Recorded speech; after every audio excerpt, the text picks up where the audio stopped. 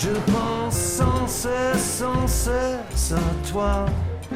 Hello and welcome to episode 54 of The Foretop. It's a roundtable discussion of today's hot button topics in food and beverage. I'm your host, Catherine Cole. In this episode, we will be thinking and talking about food and farming as we move into the winter season. First, we will discuss beautiful beets. Next, we'll tackle the innovation in agriculture that may negate the need to plant seeds. And finally, how does American farming fit into the world economy today? Here in the studios of OPB, I am joined by Ivy Manning, who is pinch hitting for us today because our originally scheduled guest is in the middle of harvest on her farm and could not break away. Ivy, thank you so much for being here. No problem. I love beets. Ivy is the author of, is it 7 cookbooks now? 8 cookbooks and a contributor to national food publications. And Virginia Gewin, a science journalist whose work can be found in publications such as Nature, The Atlantic, The Washington Post, Discover. Where else, Virginia? Wherever will pay me. Welcome. Nice to see you. Nice to see you. And Tove, Danovich, a food and agriculture journalist whose work appears in Eater, Atlas Obscura, The New Food Economy, GQ, and PR. The list goes on. Hello. Hello. Thanks for being here, Tove. Yeah. Now let's go on to our first course. We will start with a light topic that's actually a heavy vegetable, or maybe I should say root, and that's beets. We are entering the season when root vegetables are going to start dominating farmers markets. The thing with beets, though, is that they're year-round vegetables, so we've already been roasting them and grilling them all summer, and we're kind of running out of ideas. So, Ivy Manning, can you get us excited about beets? Oh, yes. I actually can. You know, a lot of people still have in the back of their mind the sort of Depression era canned and pickled beet thing. And I certainly did actually grow up that way as the granddaughter of Polish immigrants.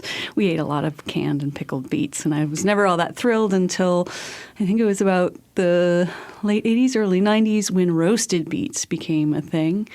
And so the best way to do that is just, put them with the peels in a pan, sea salt, olive oil, cover it, roast it 400 degrees for 45 minutes, and then put about half a cup of water in the pan and keep it covered outside of the oven and let it sit. And the peels steam right off. They'll just slip right off. That's my favorite way because it concentrates the beety flavor. But there's a whole lot of new things going on, like pizza. So you're basically cooking beets and pureeing them and using them as a sauce. Oh, that's what pizza is. That's what a pizza is. Beet chips, which a lot of bloggers will have you believe are really easy to make. But when I was working on my book, Better from Scratch, I had many, many attempts. The problem with beets when you're roasting them in very thin strips is that the sugar varies beet to beet. So some of them will burn and some of them won't. So you have to get them absolutely equally sliced and watch them like a hawk. So I just roast them and eat them in salads. Other things that I've seen that are really hot right now is beet-cured salmon. So it's like lox, but it's a crimson color on the outside, which is disconcerting to some. Other people love it. And beet juice has become really popular in smoothies and so forth. And there's actually some health benefits to beet juice. They've found that it increases stamina because of the naturally occurring dietary nitrates in it. So it's basically it opens up your blood vessels. So a lot of high-performance bike riders will slam bottles of it before they go to a race. The thing about that, the nitric oxide in it is it only lasts for a few hours, so you really have to drink it right before you're going to go on that leg of the Tour de France or whatever you're doing. Well, beet has sugar in it, but I can't imagine how tasty beet juice would be. It doesn't sound very tasty. Has anyone tried it? Nope. No. I have. It tastes earthy, so if you don't like beets, you're not going to like beet juice. I like beets, roasted and warm and edible. I'm having trouble wrapping my mind around this, but maybe I need to pick it up. Yeah, if you want to, if your next huge monster bike race. Yeah. But, there's other things with it, too. I mean, it's packed with potassium, and that's the earthy flavor that you're getting is a lot from the potassium, vitamin C, and it can really significantly lower your blood pressure. So for hours after you eat it. So, I mean, they're definitely good to get into your diet, but they do contain sugar. I mean, they make about half of the refined sugar in the United States is made from sugar beets. It's a special hybrid of beet that they grow, and they sort of strip all the nutrients out of it, and they get to white sugar, and they put that in a lot of things because it's sort of a cash crop that they can easily produce sugar with. So, leave them alone, do less to them, and you're going to get the health benefits. That's so interesting. Well, so has anyone had this happen to them? I've had this happen where I had to break up with my CSA because one winter I received a box one week that was, I think it was like 80% beets, and I had been getting beets for the last month and a half, and my family just rebelled. What I ended up doing was making borscht, and everyone, like, no one would touch it. They were just like, no more beets, no matter what form it's in. We refuse. Has anyone had, beet burnout? I think a little beet goes a long way. That's been my experience. Virginia, do you grow your own beets? I do. I've never grown beets. I have my own garden, but I have never grown beets. I've not been a huge beet fan until the last few years, and I do only like them roasted in salads or something like that. And I guess I just kind of feel like they've just been on the cusp of, almost getting superfood, quote unquote, status, but not quite getting there. And I just keep, waiting for the great beet, bonanza to happen. And it just hasn't quite gotten there yet. And I guess I'm curious, if we've reached peak beet or like if we're going to get more.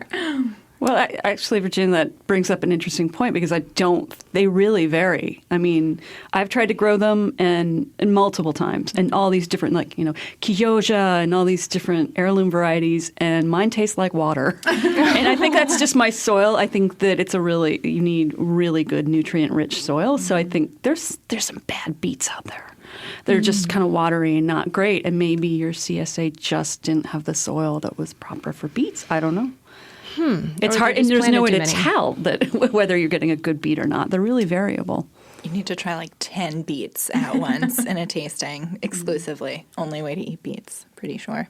So, am I understanding, and maybe you know this, Ivy, is that the sugar beets, the ones that they grow just like Western Sugar grows them to make sugar, they are very different than the table beets that we eat. I mean, they're just like white monsters that are just, basically you just lop the top off and get rid of kind of that grungy part where it was growing. And there's kind of some impurities there, but then the whole rest of it, the root, is just sugar. And you just melt that down and it's, Yeah, it's a hybrid, so it's born to that purpose and nothing else, really. Yeah, so you would never roast that, and you just never come across them in the market anyway because they're just not. They're just going to that's a not what place. They're for. But to your point about the grungy bits on the top, they're actually pretty delicious. Beet greens, I find to be. I mean, they have really toothsome and they have a lot of oxalic acid in them. So I love that minerally flavor, and so I always buy them with the greens and eat those. The stems, however, I've never grown a love for. They're pretty stringy. Yeah, I mean, you can kind of treat them like chard, and in that way, it's like you're getting 2 vegetable servings in one when you get a beet or when you grow a beet. Right. It's very efficient. They're really adaptable, too, because they're a fairly neutral flavor. I just put up a recipe on my website for a cake, which instead of zucchini or carrot, it's grated beets. And beets and chocolate have a really nice affinity to each other. So I've served that cake, and people can't figure out. It's a really moist chocolate cake, and they can't figure out what it is. What chocolate did you use? It's really good. That actually does sound good. Better than the juice. So, yeah, give them another chance. Yeah. Well, and beets are a relative of chard, so it was interesting that you brought that up. Yeah, I mean, I do the same things I do with chard, where I just chop up the stems, or at least maybe not all the way down to the stringy parts of the stems, but chop them up really tiny and then start them in the pan with some garlic before adding the leaves. So they're somewhat more edible. I was once at a book signing with Deborah Madison when her brilliant book, Vegetable Literacy, came out. And it was a small independent bookstore, and somebody asked, what things do you just not, I know you like to eat the whole vegetable, but what things do you just not enjoy?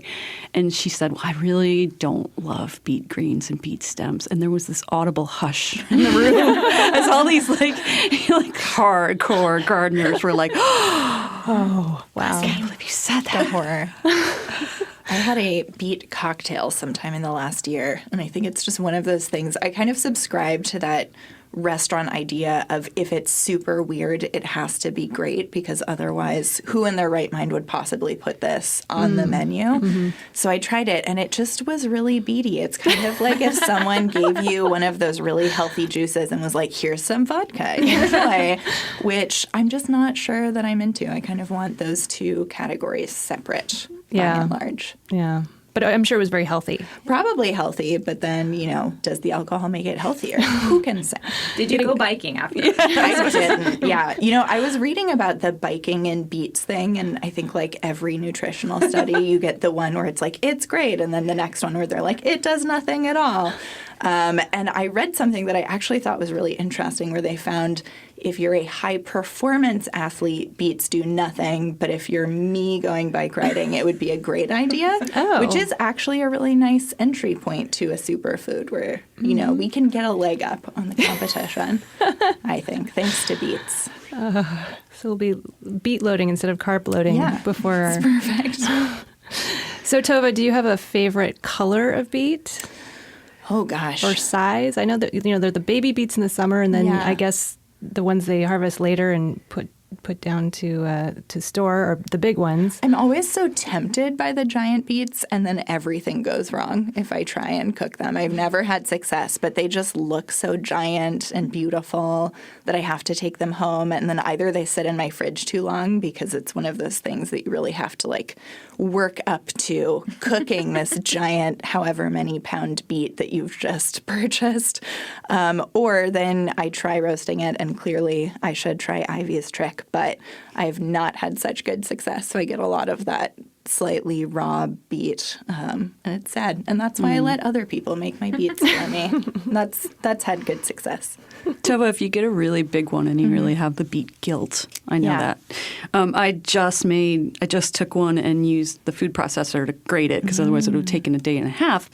And I grated it and made it into latke. It's like potato pancakes. Interesting. Instead of potato, it was beet. And I was like, is this going to work? But it did. That's a great idea. Yeah. I Egg like and a it. little flour, and they were really nice. Mm-hmm. All right. I'll try that next time. It's my giant beet. That does sound like a good idea. The one problem with beets is the problem that we have with every backyard vegetable, which is that we have to replant them every year.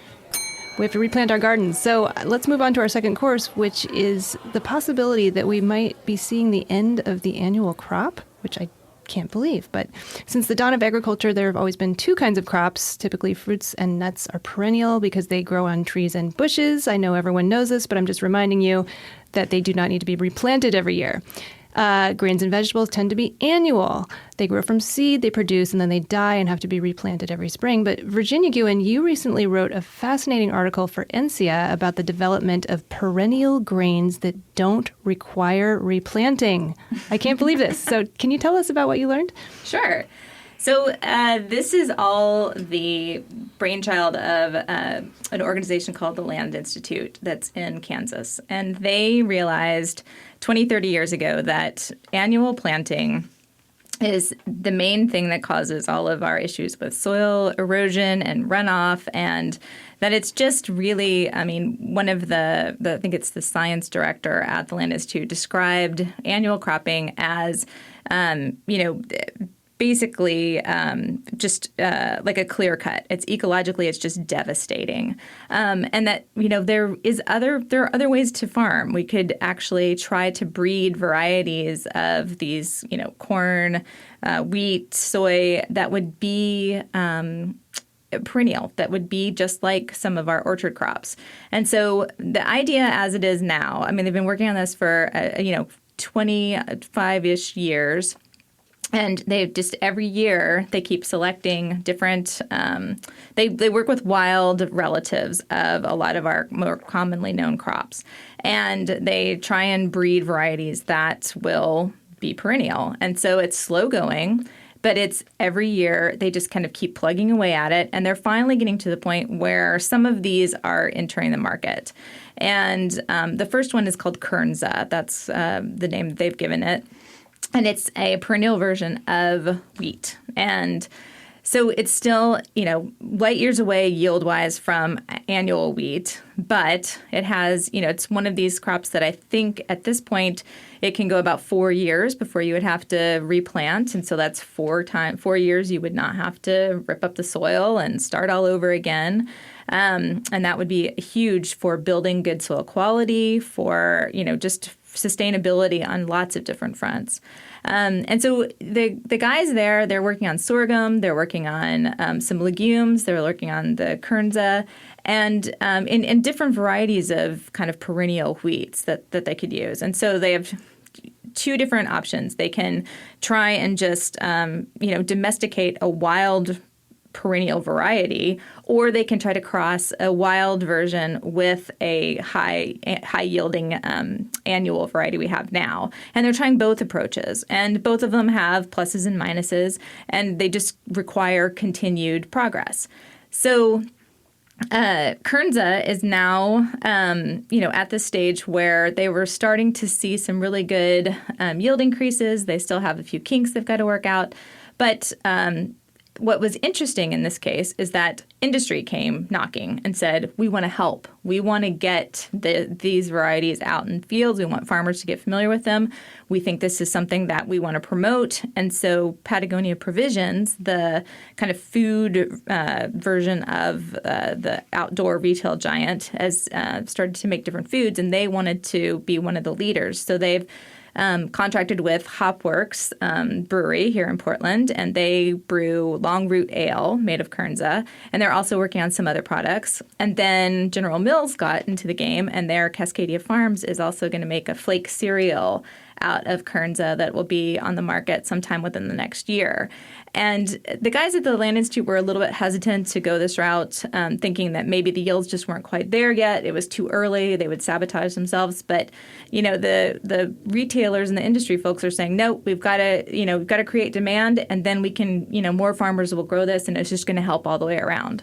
So, I don't think it's the end of annual cropping anytime in the near future, but these are significant steps forward, and it will be interesting to see if our federal government puts any money behind it, which as of yet they have not. So, Tove, would this be the end of Monsanto? My brain is going to the far future here. Never. That is the far future.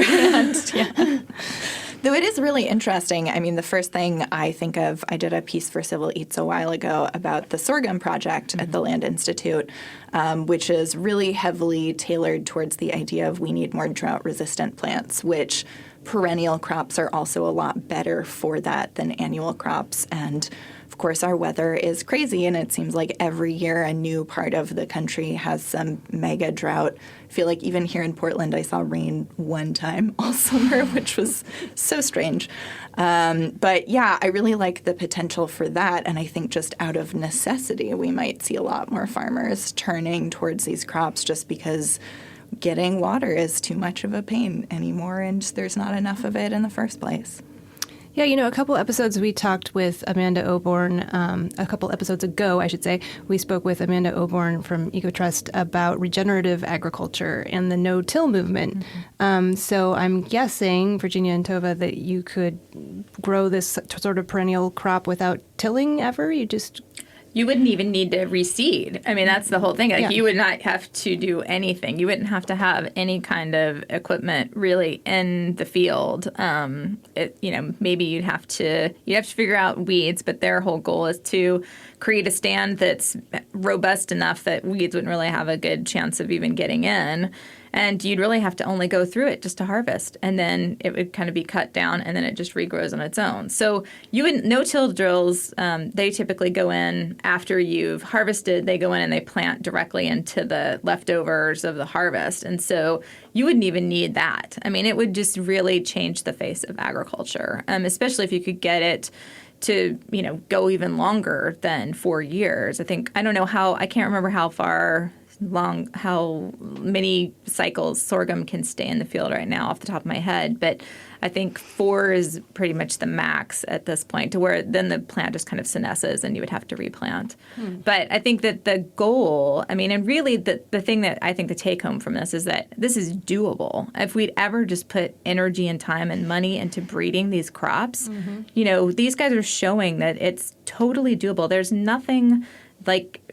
There's not rocket science behind this. It's just selection. It's just kind of manipulating evolution every single cycle to just get better and better and better. And then you're going to have these crops that are going to, really, completely alter the face of agriculture. And a lot of the people that are most keen, the farmers that are most keen for this, are farmers that are growing crops for livestock. They want to have a reliable, easy way to keep livestock fed that can be on farm and doesn't require any more energy or investment than necessary, and gives a nice robust meal to their livestock. And so it's just really interesting to see how this has become. It started at the Land Institute, but there are places all over the world now that are really keen and are really testing out Kernza all over the world. And it's really kind of taken on a different level of traction than I've seen in a while.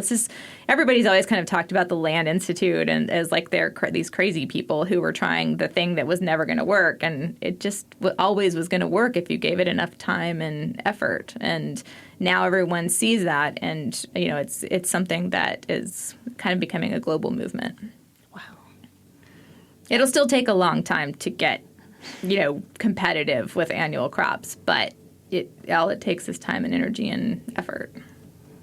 So, Ivy, have you seen Kernza in specialty stores yet? No. Gourmet stores? I've not, but I'm immediately already well, what are the implications of the protein in it, and what kind of flour is it producing, and what are they hybridizing it with? Is this red hard wheat, or is this spring wheat? And I think it's spring wheat, but I'd have to double check that. And there's only, just so everyone's clear, in the U.S., there's only a few 100 hectares of this even being grown right now. It's really, really still, small beans in the whole grand scheme of things. So what is available had been going straight to Patagonia Provisions, and now some of it, and they had a really hard time. The folks at General Mills had a hard time finding enough people willing and able to try to take the risk of growing it, because it's so new.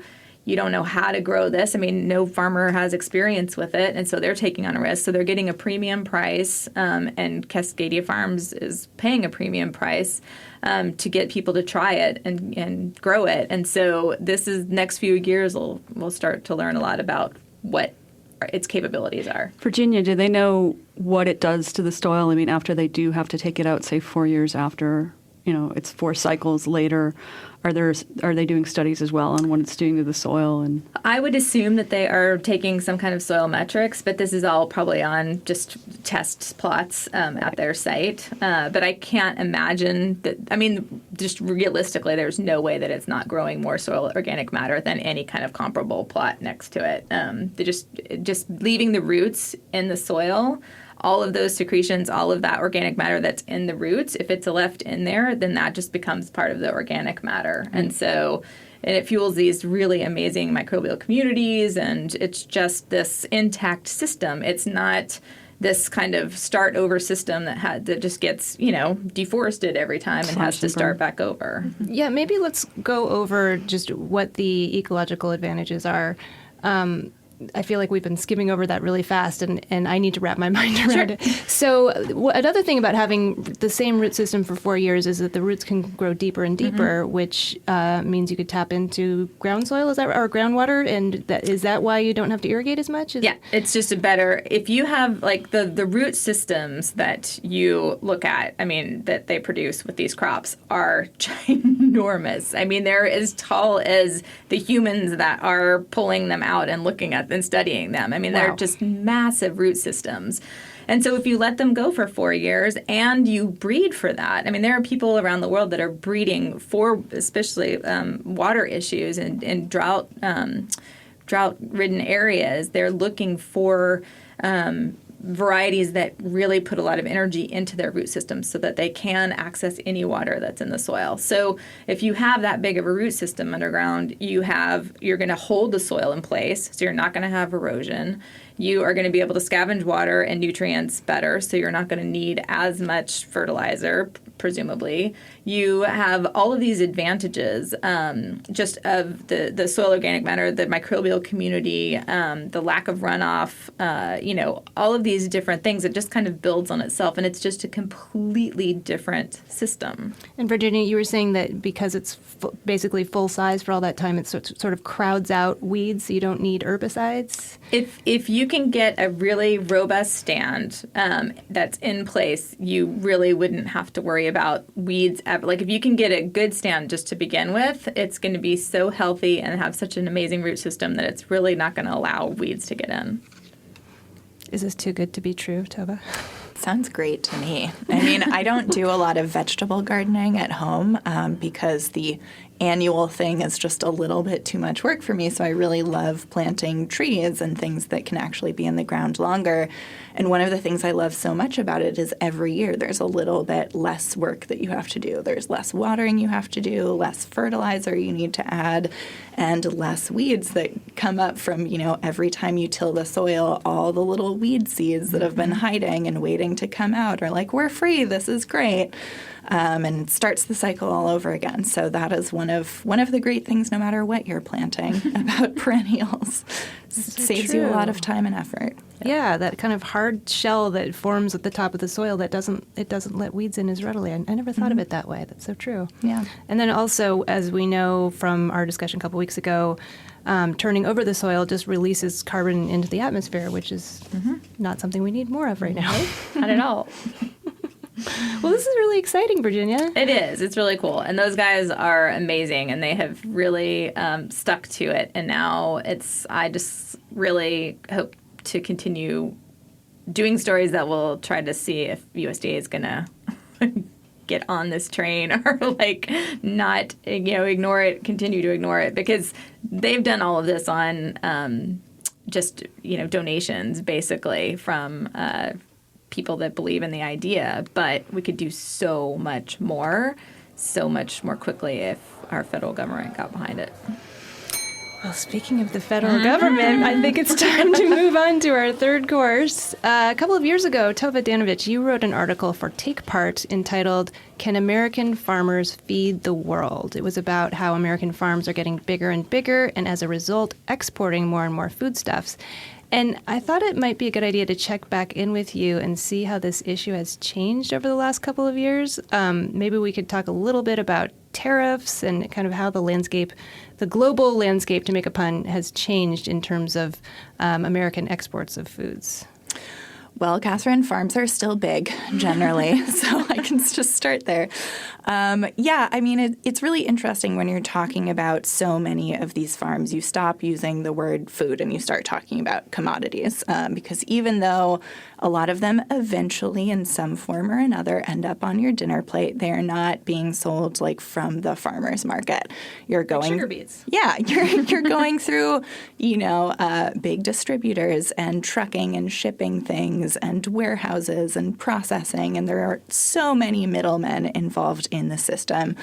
And I think overall, across the board, farmers export roughly 20% of all of the crops. Obviously, some things, I think nuts, are higher, closer to 70%, even though we maybe only export in the 30% or so of corn. We grow so much corn that's just a shocking amount. So we're still doing quite a lot of that. But the types of things that we are exporting is not going to be your nice, fresh grapes primarily. It's stuff that is hardy, good for the long haul. I did a piece a little while ago for the New Food Economy about Red Delicious apples and, why are we still growing so many of these horrible apples? And it's because we're sending them to every other country because we can get them there and they're inexpensive and tough, which are all why no one here wants to eat them anymore. So with these tariffs that have been kind of in place in this little trade war that is currently going on with a lot of our biggest trading partners when it comes to anything, but especially a lot of food and agriculture, which is Mexico, Mexico, Canada, and China specifically tend to be the ones people are talking about. We're telling them, we're going to put a bunch of taxes on things that you sell us in order to, America first, get people buying local commodities, that is. And they are not very happy about that. So they're doing the same thing right back, which means that a lot of the places that say dairy farmers would typically be sending their products to, or soybean farmers would be sending their so much soy that we grow to places like China, are now not taking as much. I think there's something like Brazil has upped their soybean that they're growing by about 5 million acres in the last couple of years, knowing that this is happening, and they have an opening to start selling even more products to China. Dairy farmers are losing about $1.8 billion from tariffs, and I think soy and corn is something in $3 billion just since the beginning of the year. So it's a lot of money that's happening, and once those trade paths go away, like once Brazil takes over from the farmer in Iowa, we're probably not going to be able to get that pathway back. So even if the tariffs go away 3 months from now, the damage that they might have caused could be lingering for quite a few years, which has such a huge trickle-down effect on rural areas that are already struggling, on tractor companies that farmers are now no longer purchasing from because they don't have that extra money they were counting on. It's a pretty huge and unfortunate just mess across the board, seems to be what these tariffs have created, because farmers now are basing what they do on the idea that they will have a global economy to sell to. And Virginia, as the science of farming has become more and more advanced, it seems as though American farms are producing more and more and more product, but now we don't have anywhere for that product to go.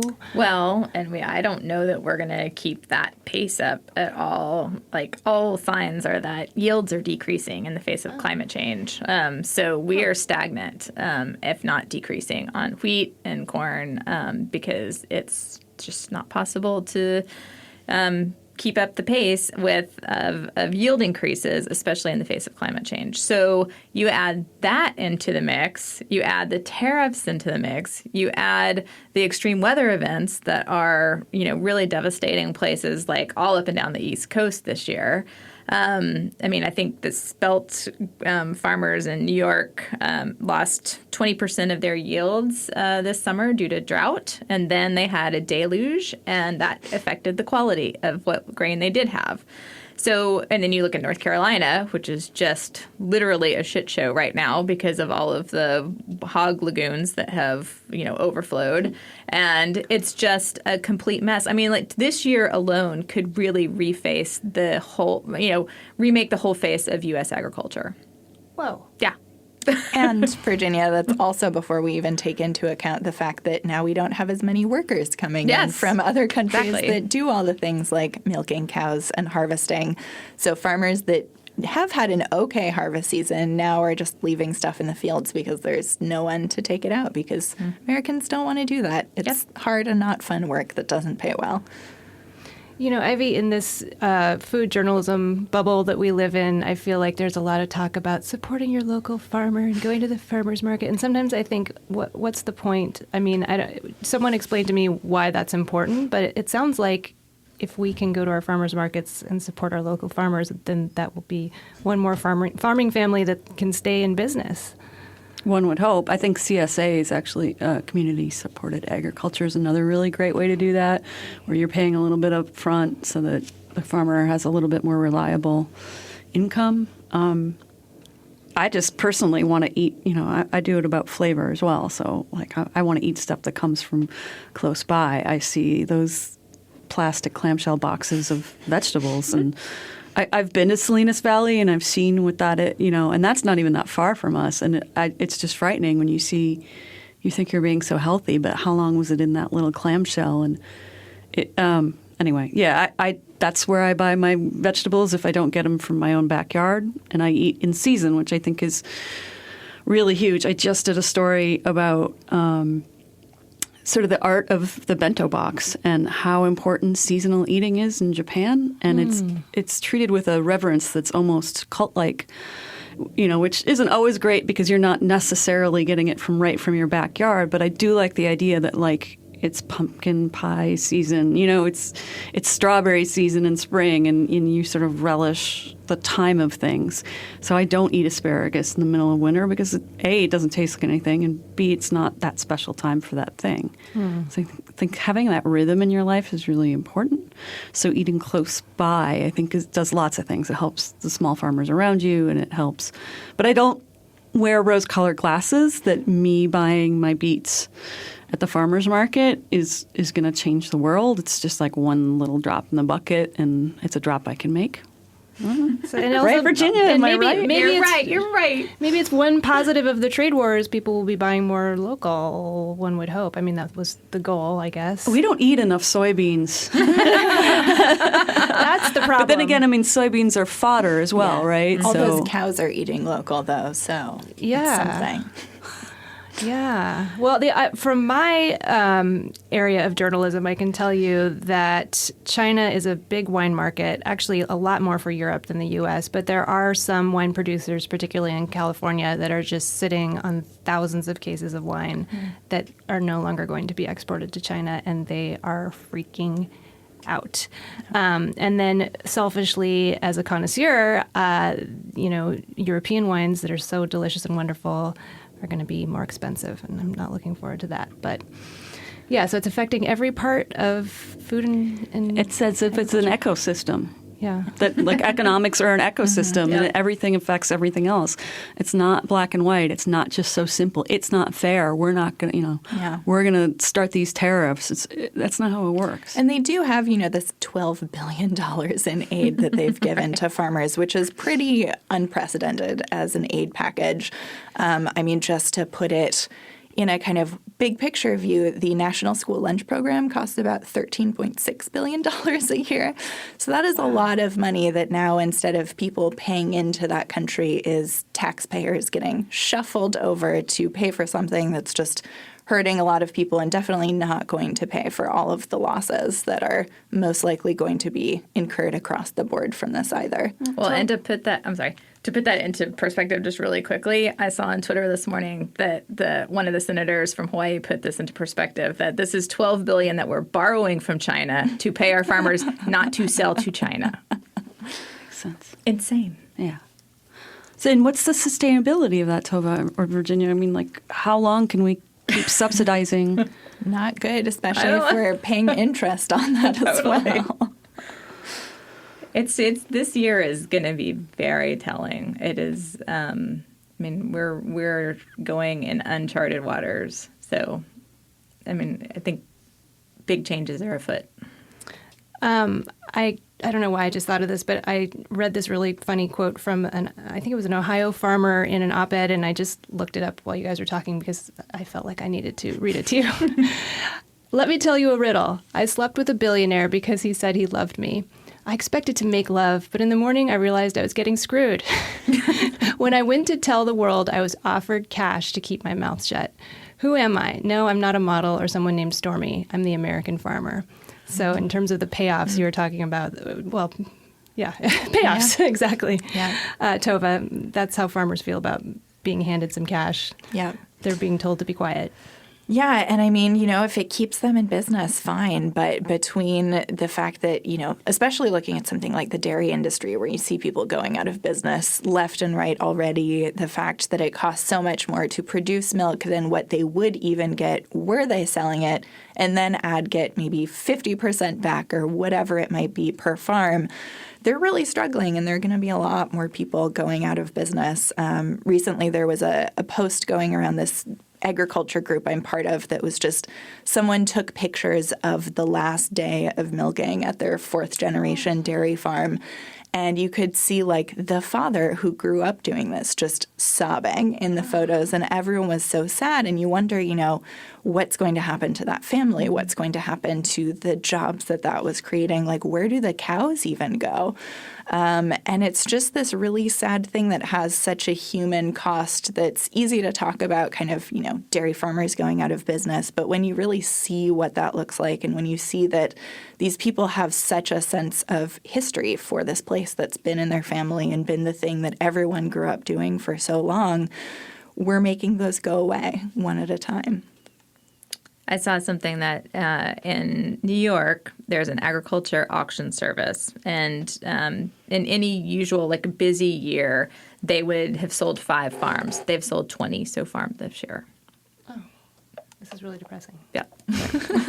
Does anybody know what the distribution of this $13 billion is going to be? Is this all going to the big mega farms?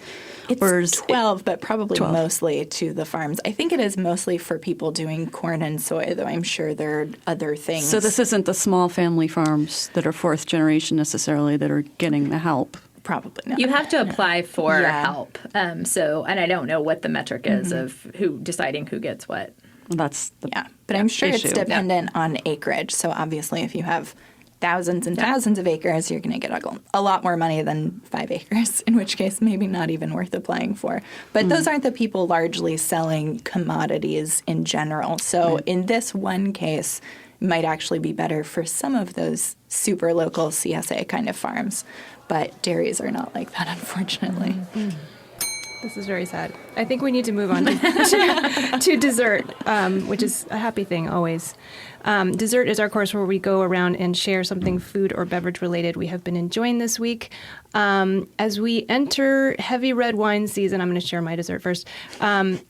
Or heavy winter food season, people think of opening heavy red wines. And before the tariffs on Italian wines go up, I want to recommend that people consider instead a light red wine with their fall and winter recipes.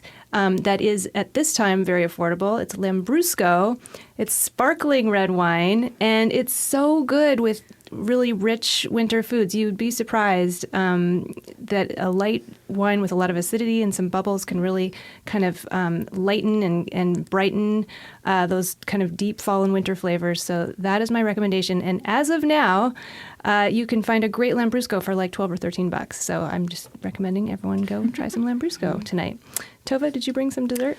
Oh, I brought some dessert, Catherine. So since I've last been on the show, I have become what some people like to refer to as a crazy chicken lady.